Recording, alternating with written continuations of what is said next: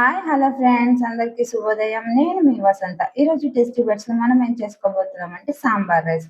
అది ఎలా తయారు చేయాలో చూసేద్దామా? ఇంకెందుకు ఆలస్యం లెట్స్ గో. చూడండి ఫ్రెండ్స్, సాంబార్ రైస్‌కి కావాల్సిన ఇంగ్రీడియెంట్స్ అన్ని ఇలా సర్దేసుకున్నాను.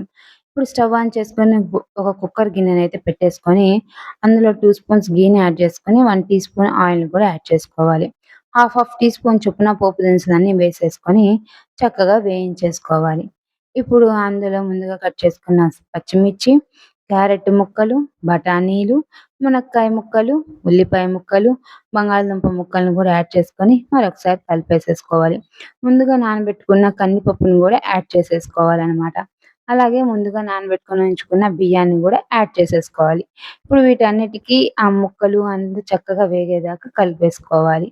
ఇప్పుడు ఇందులో రుచికి సరిపడా ఉప్పు, 1 టీ స్పూన్ కారం, అలాగే 1 టీ స్పూన్ సాంబార్ పౌడర్‌ని కూడా యాడ్ చేసుకొని మరొకసారి ఇలా కలిపేసేసుకోవాలి. ఇప్పుడు 4 గ్లాసెస్ ఆఫ్ వాటర్‌నైతే యాడ్ చేసేసుకోవాలనమాట. ఎందుకంటే 1 గ్లాస్ కందిపప్పు, 1 గ్లాస్ బియ్యం గాబట్టి. ఇప్పుడు లాస్ట్ అండ్ ఫైనల్ కరివేపాకుని గూడా యాడ్ చేసుకొని చక్కగా కుక్కర్ విజిల్ వచ్చేదాకా వెయిట్ చేద్దాం. ఇప్పుడు స్టవ్ ఆన్ చేసుకొని కడాయి పెట్టుకొని అందులో ఘీ యాడ్ చేసుకొని కొద్దిగా జీడిపప్పులను వేసి చక్కగా వేయించేసుకోవాలి. ఈ సాంబార్ రైస్‌లోకి జీడిపప్పులు అక్కడక్కడ తగులుతూ ఉంటే చాలా బావుంటుంది. రైస్ అయితే రెడీ అయిపోయింది. ఇప్పుడు మళ్ళీ అది కడాయిలో వేసేసుకొని కొద్దిగా చింతపండు రసాన్ని యాడ్ చేసుకొని ఉడికించుకుంటే సాంబార్ రైస్ అయితే రెడీ అయిపోయింది. చూస్తుంటేనే నోరూరిపోతుంది కదా ఫ్రెండ్స్. మీకు నచ్చిందా?